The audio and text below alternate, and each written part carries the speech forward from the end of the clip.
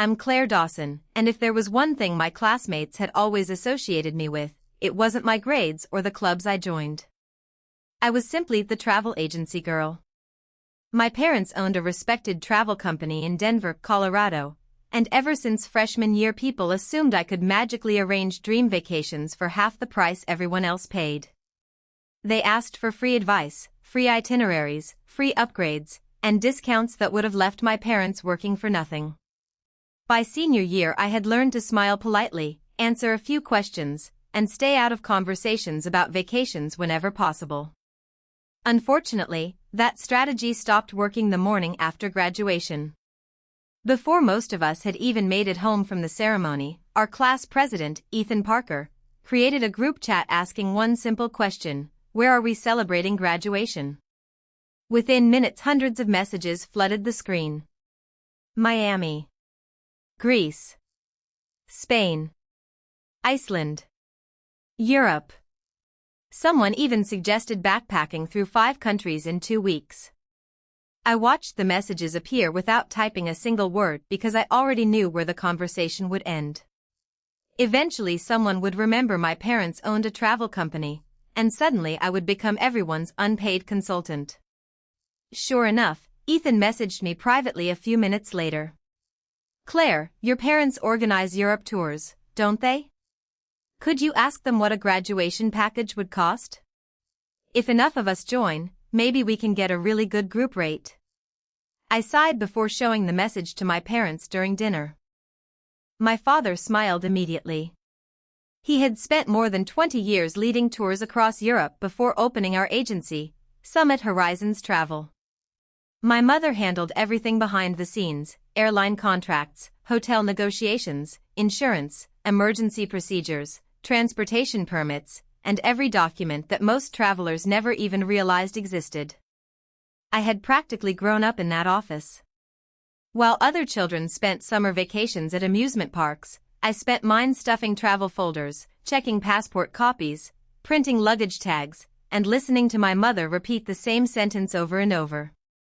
If something isn't written in the contract, then legally it doesn't exist. Because of that, I understood something my classmates didn't. Europe wasn't cheap. Airfare wasn't cheap. Hotels weren't cheap.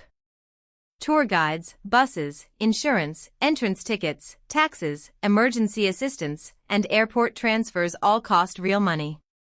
Every service had a price, even if people preferred pretending otherwise. That evening my parents sat down with me and calculated a realistic graduation package. 10 days visiting Germany, Austria, Switzerland, and the Czech Republic. Direct flights on a major airline. Comfortable 4-star hotels. Daily breakfast. Private transportation. Professional tour director. Comprehensive travel insurance. Entrance fees to major attractions. No surprise charges and absolutely no forced shopping stops. The total came to $4,900 per student. My mother looked at the final number and frowned. "We're making almost nothing on this." Dad simply shrugged. "They're Claire's classmates. Sometimes goodwill is worth more than profit." The following morning I printed 40 colorful itineraries and brought them to school when everyone returned to collect their graduation certificates. At first the reaction was exactly what I expected. Students crowded around my desk with excitement. "We're actually staying in Prague? Look at these hotels. We're visiting the Alps?" Several people started asking when deposits would be due. For a brief moment I honestly believed everything might work out. Then Madison Red laughed from across the classroom.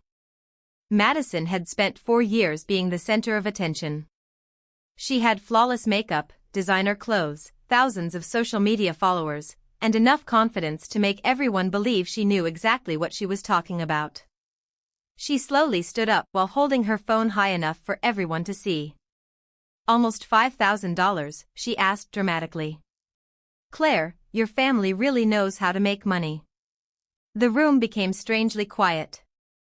Madison opened a live stream advertisement she had found online. The colorful banner promised 13 unforgettable days across 7 European countries for only $1,500. Flights included. Hotels included. Attractions included. Hidden fees? None. Student special. Limited time offer. Everyone rushed toward her instead of me. Wait, only $1,500? That's less than a third of Claire's price. How could her family's trip cost so much more? Madison shrugged as if she were simply protecting everyone's interests. We're classmates, she said sweetly. I understand your parents own a business, Claire, but do they really need to make thousands of dollars from their own daughter's friends? I could actually feel my face getting warm. Round-trip airfare alone during summer can cost close to that, I answered calmly. If someone promises 13 days across Europe for $1,500, you should be asking what they're leaving out. Madison's smile widened. So now you're saying I'm lying? No, I replied. I'm saying you should verify the company before giving them your money. She immediately opened a customer support chat from the company and showed everyone the conversation. They claimed they specialized in student promotions, discounted inventory, and exclusive seasonal partnerships. According to them, they organized European trips every year. Before I could respond, Logan Brooks leaned back against a desk with his usual arrogant grin. Logan came from one of the wealthiest families in town, and he carried himself like money automatically made him the smartest person in every room. He had been following Madison around for months, practically competing for her attention. Relax, Claire, he said loudly enough for everyone to hear. You don't have to scare everyone just because Madison found a better deal. Then he smirked. Besides, didn't your parents' agency get accused of selling fake luxury shopping tours in Paris last year? Every muscle in my body tightened. He knew perfectly well that story was false. One customer had secretly bought an expensive designer purse for his mistress while traveling with one of my parents' tours. After returning home, he purchased a fake copy for his wife to hide the affair. When everything fell apart, his wife stormed into our office screaming that our guides had taken him to counterfeit markets. My parents spent weeks proving none of it was true. Logan had comforted me back then, telling me rumors always disappeared eventually. Now he was using that same lie to humiliate my family in front of the entire class. The atmosphere changed immediately. Students who had been holding my itineraries quietly placed them back on the desks. $5,000 is way too much. My parents would never pay that. Why spend more if Madison found the same thing cheaper? I slowly gathered the remaining brochures into my backpack. I'm not forcing anyone to book with us, I said quietly. I'm only asking you to be careful. If a price seems impossibly low, there's usually a reason. Please ask your parents to verify the company's registration, business license, airline tickets, hotel names, insurance policy, and payment method before sending any money. Madison smiled confidently. Don't worry. I'll organize everything. Then she casually added something that immediately caught my attention. If we get at least 35 students, the company gives us 2 complimentary spots. Her eyes briefly met Logan's, and neither of them even tried to hide their excitement. Logan clapped his hands together. See? We'll save thousands. Then we can spend that money shopping in Europe instead. The classroom erupted with cheers. I stopped arguing because I realized something my mother had taught me years earlier. People who desperately wanted to believe a fantasy would always call the truth jealousy. That evening I told my parents everything that had happened. Mom didn't laugh this time. Dad became unusually serious. When I explained that Madison was collecting passport photos and deposits through her personal payment account instead of the travel company's business account, both of them exchanged a long silent look. Finally Mom spoke. Warn them one more time. After that, their decisions belong to them, not to you. So I returned to the group chat and posted one final message listing every document responsible travelers should verify before paying for an international vacation. Within minutes, Madison replied that I was only upset because my family hadn't gotten the business. Logan added that nobody owed us anything and I should stop embarrassing myself. Several classmates agreed with them. I stared at the screen for a few seconds before quietly leaving the group chat. Less than a minute later, Logan texted me privately asking if I had left because I felt guilty. I ignored him. He sent another message saying Madison might even let me join their trip for free if I stopped causing drama. My only reply contained a single word. No. The next morning, Logan called me before I had even finished breakfast. The moment I answered, he exploded.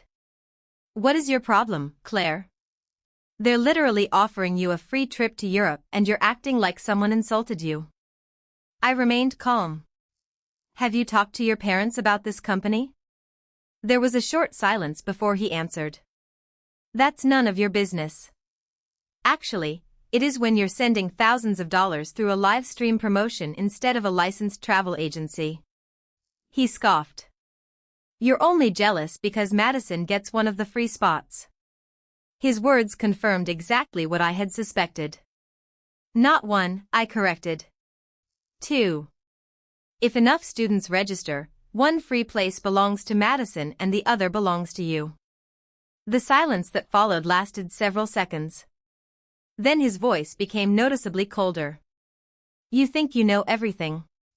"No," I replied quietly. "I just know what Europe actually costs." He hung up without another word. I stared at my phone for a long moment before setting it aside. I wasn't worried about Logan's opinion anymore. I was worried about something much bigger. My parents had already reserved airline seats and hotel rooms for my class. Those reservations had deadlines, and because nearly everyone had chosen Madison's bargain package instead, our agency would lose part of the deposits if we canceled too late. Mom had already begun contacting suppliers to release the bookings when an unexpected visitor walked into our office that afternoon. Her name was Lily Harper, a senior from another graduating class.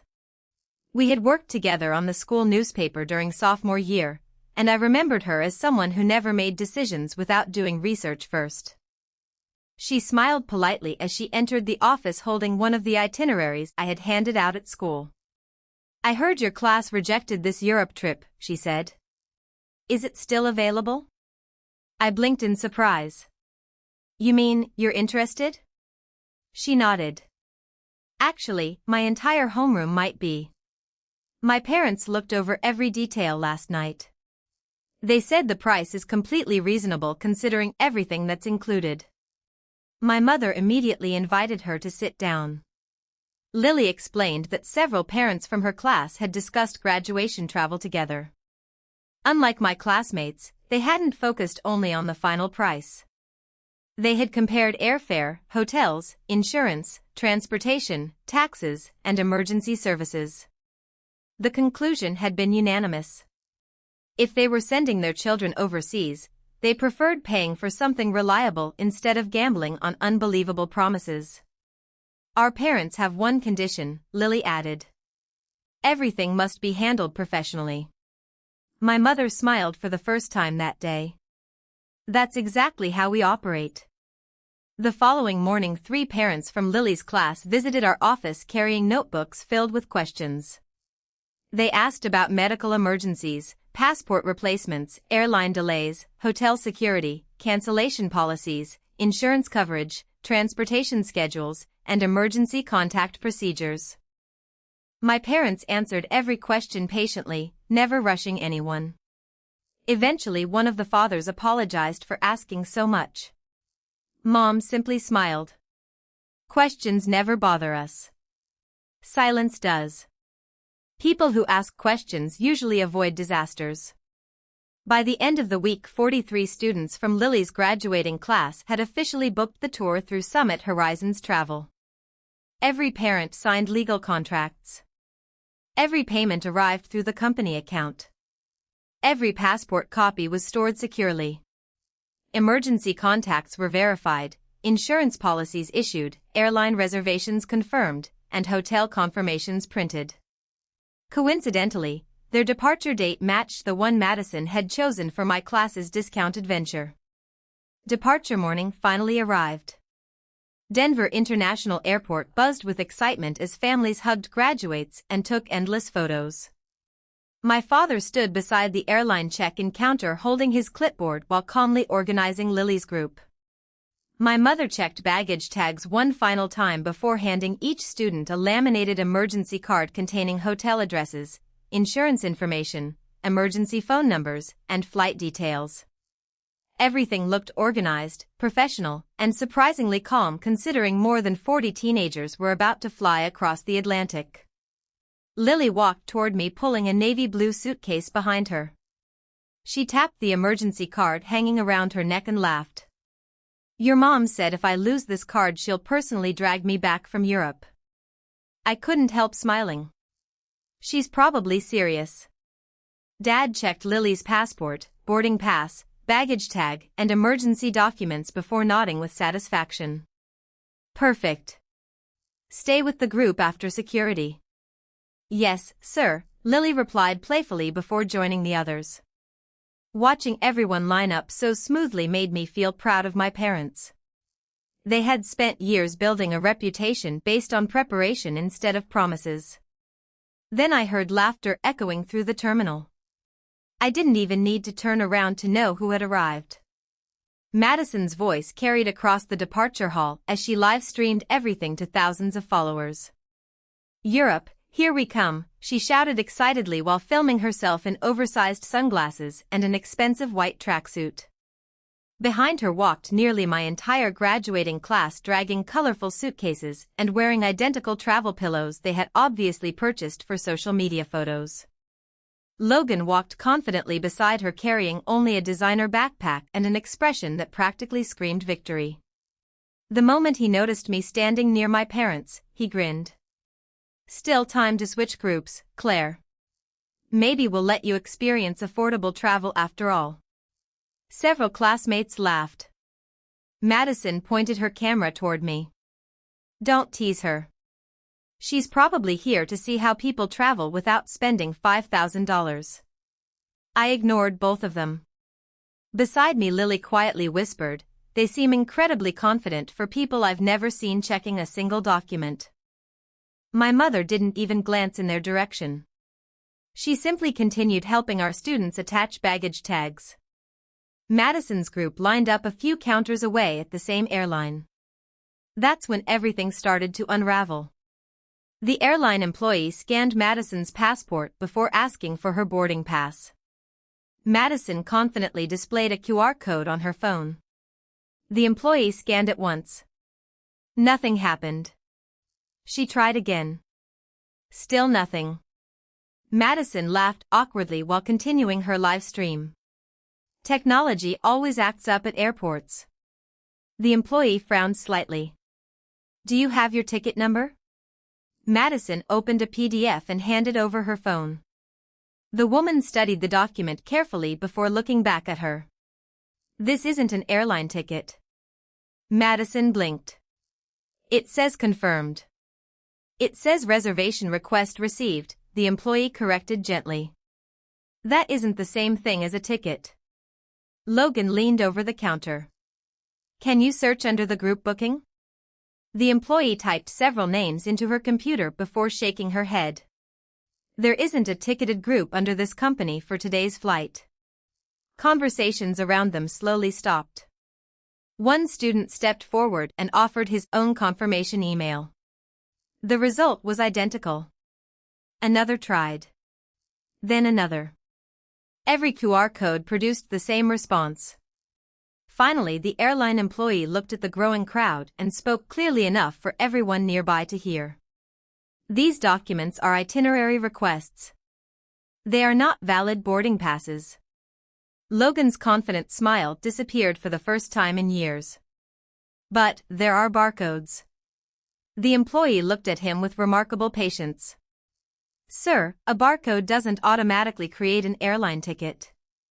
I looked down at the floor because I could already feel myself wanting to laugh, and this wasn't funny. My mother quietly continued checking passports for Lily's group before murmuring just loud enough for me to hear, "If passengers don't have ticket numbers on departure day, they were never booked." Meanwhile, Madison desperately tried calling customer service. Her first call disconnected.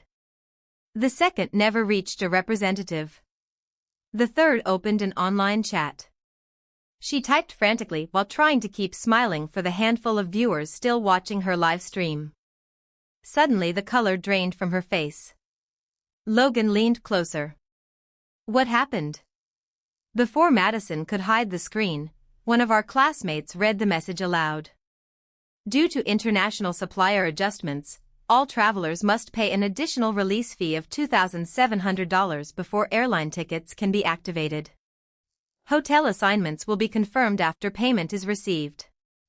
Complete silence spread across the check-in area. Parents stared at one another in disbelief. Madison forced another nervous smile. "It's probably refundable." No one believed her anymore. The cheerful atmosphere vanished almost instantly. Parents began talking over one another, demanding answers that Madison clearly didn't have. One mother stepped forward and grabbed her daughter's phone before looking directly at the airline employee. "What exactly does this mean?" The employee remained professional. "It means your travel provider never issued airline tickets. Without ticket numbers, there is nothing we can check in today." Madison quickly tried to take the phone back. "This has to be some mistake. The company told us everything was confirmed." My mother finally looked up from our group's documents.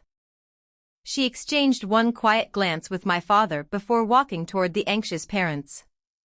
Her expression remained calm, but I knew that look. It was the face she wore whenever a customer arrived with a serious problem.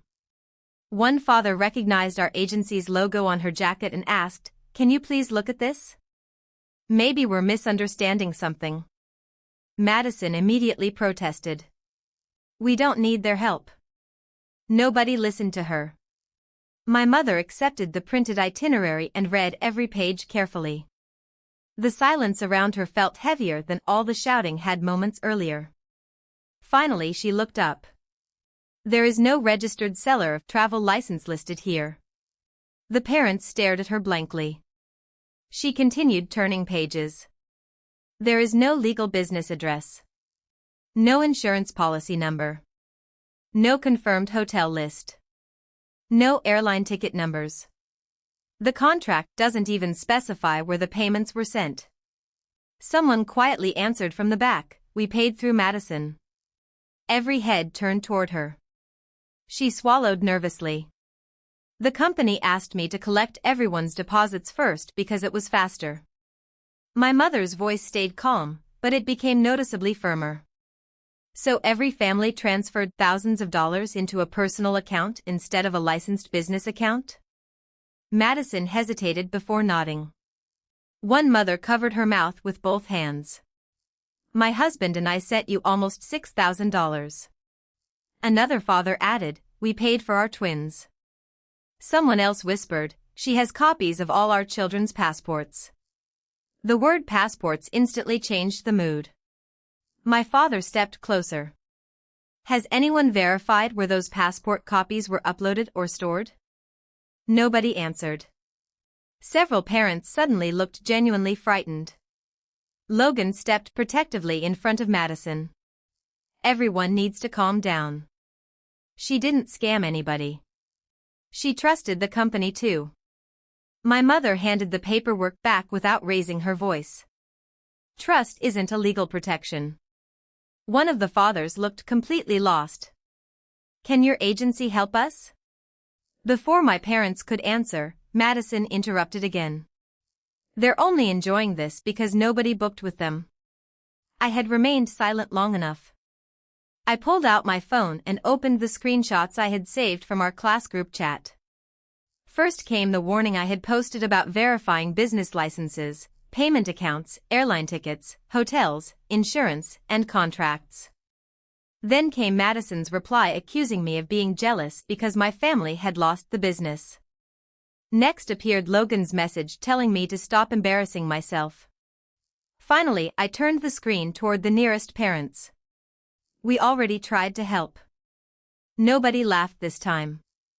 One of my classmates quietly muttered, "You should have warned us more." I looked directly at him. I warned everyone in writing. You all called me selfish. His face immediately turned bright red. At that exact moment our airline announced final check-in for Lily's group. Dad glanced at his watch before looking at me. I understood without him saying a word. 43 students and their families had trusted us to get them safely to Europe. We couldn't abandon them now because another group had ignored every warning they received. Lily walked over and gently squeezed my shoulder. You already did everything you could. I nodded slowly. Mom addressed the stranded parents with complete professionalism. Once our contracted group has cleared security, Summit Horizons Travel can help you explore emergency alternatives. We cannot guarantee seats today. Last-minute flights and hotels during peak season will be significantly more expensive. A father asked the question everyone feared. How expensive? Dad answered honestly. Possibly $7,000 or $8,000 per traveler. Maybe more depending on availability. Several students immediately burst into tears. Madison still hadn't realized her live stream was running. Thousands of viewers watched everything unfold in real time. Comments flooded the screen faster than she could read them. Where are the tickets? Claire warned them. Show the airline confirmation. This is painful to watch. Only then did Madison abruptly end the broadcast. Logan quietly stepped away from her without saying anything. Our airline called Lily's group once more. Dad raised his clipboard. Summit Horizons Group, passports ready. 43 excited graduates lined up neatly and followed him toward security. Before disappearing into the line, Lily smiled at me. Next time someone ignores your advice, don't waste so much energy trying to save them. I smiled back. I'll try. Then they were gone. I watched my classmates standing beside piles of luggage with nowhere to go. Just an hour earlier they had mocked my family's prices. Now they were discovering the difference between a cheap price and an expensive mistake. The next morning my parents sent me photos from Frankfurt. Lily's group had landed safely. Their private coach waited outside the airport exactly as scheduled. Hotel rooms were ready. Breakfast had already been arranged. Every day afterward another collection of pictures arrived. Students smiling in Prague's old town. Hiking near the Alps. Exploring Vienna. Watching the sunset over Lake Lucerne. Every promise written in the contract became reality because professionals had planned every detail months in advance. Back home, however, my graduating class became famous for something entirely different. Videos from the airport spread across every social media platform before lunchtime. The airline employee calmly saying, "This isn't a ticket." Parents demanding answers about missing money. Logan slowly backing away from Madison as reporters from local news stations interviewed stranded families. Someone edited the clips into a short video with the caption, "The most expensive $1,500 vacation that never happened." Another version compared photos of Lily's class enjoying real European landmarks beside screenshots of my classmates sitting on airport luggage waiting for customer service to answer the phone. Madison's follower count dropped by thousands within 48 hours. The live stream company disappeared completely, deleting its website and social media accounts overnight. A day later another nearly identical page appeared under a different name using the same promotional videos.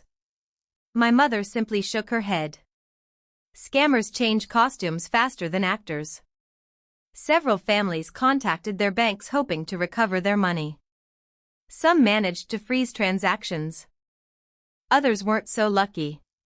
A handful panicked and actually paid the additional release fee of nearly $3,000, believing it would activate their tickets. It never did. Others desperately tried booking legitimate last-minute flights only to discover my father's estimate had been completely accurate. One family spent more than $8,000 per person just to join another tour 3 days later. Several canceled their vacations entirely because they simply couldn't afford the new prices. 2 days after departure, Ethan, our former class president, finally sent me a message. "Claire, I owe you an apology. You were trying to protect everyone, and I stood there while people laughed at you." I stared at his words for several minutes before another message arrived. "I'm gathering screenshots for the parents' meeting. Everyone deserves to know that you warned us before any money was sent." It didn't erase what had happened, but it was the first honest thing anyone from my class had said since graduation. A meeting was scheduled at the school auditorium the following week. Even though graduation was over, nearly every family attended. Parents wanted answers. Students wanted someone to blame. My parents came carrying folders full of contracts and documentation. I came carrying screenshots, receipts, and every warning I had posted before anyone booked that disastrous trip. I had a feeling the truth was finally about to matter more than popularity. The parent meeting at the school auditorium was the moment when everything finally came to light. Even though graduation was already over, almost every family from our class showed up. Parents wanted answers. Students wanted someone to blame. And after weeks of rumors, anger, and confusion, everyone was finally ready to hear the truth. My parents and I sat behind a table near the stage.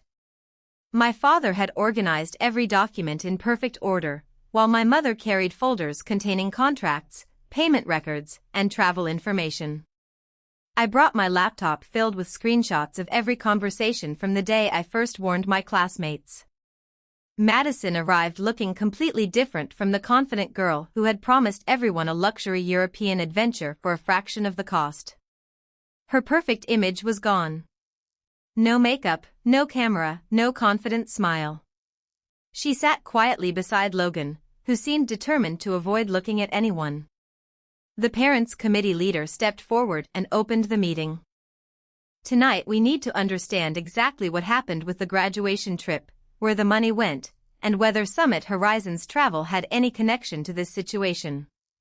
Hearing my family's company mentioned made me uncomfortable, but I knew we had nothing to hide. Madison immediately stood up. "I just want everyone to know that I never wanted this to happen," she said, her voice shaking.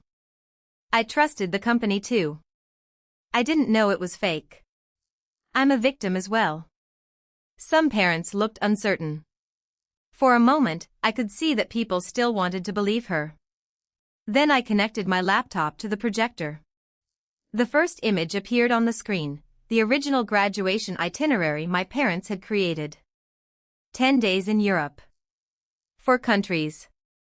Major airline flights. 4-star hotels. Private transportation. Licensed tour guide. Insurance coverage. Emergency assistance. Everything clearly listed. My mother stood beside the screen. "This is what a real travel package looks like. Every service has a provider. Every payment has a record. Every promise is written in a contract." She clicked to the next slide. A complete price breakdown appeared. Flights. Hotels. Meals. Transportation. Insurance. Attraction tickets. Taxes. Emergency support. "The reason this trip cost almost $5,000 is simple," she explained. "Because reality has a cost. Planes cost money. Hotels cost money. Safety costs money. There is no magic way to erase thousands of dollars in expenses." The room remained silent. Then I showed the next slide. It was my warning message from the class group chat. Every recommendation I had given was displayed clearly. Verify the company license. Confirm the airline tickets. Check hotel names. Read the insurance policy. Make sure payments go through a legitimate business account. Then came Madison's response accusing me of being jealous because my family didn't get the booking. After that appeared Logan's message saying I was embarrassing myself. Nobody laughed this time. Nobody called me negative. The same people who had mocked me were now staring at the proof. Ethan slowly stood from his seat. "I need to say something," he said. "Claire tried to help us. She warned us before anyone sent money. I was the class president, and I should have taken responsibility instead of letting everyone ignore her." His apology didn't fix everything, but it mattered. For the first time, someone admitted the truth publicly. I moved to the next document. It was the payment information showing that students had transferred money into Madison's personal account. A mother immediately recognized it. "That's the account we sent money to." Madison lowered her eyes. "I was just collecting everything together." My mother looked at her calmly. "How much money passed through that account?" Madison didn't answer. "Do you have complete records of every transaction?" Again, silence. The next slide showed another message from the fake travel company. It promised free spots for organizers if enough people joined the trip. The room changed instantly. Parents began whispering among themselves. Logan's mother looked at him. "Did you know about this?" He looked uncomfortable. "I thought it was just a normal group discount." My father nodded. Legitimate travel companies sometimes offer group leader benefits. But those benefits are always documented and transparent. They are never hidden from travelers. A father in the audience stood up. "So my daughter's money could have helped someone get a free vacation?" Madison immediately started crying. "I never got the free trip."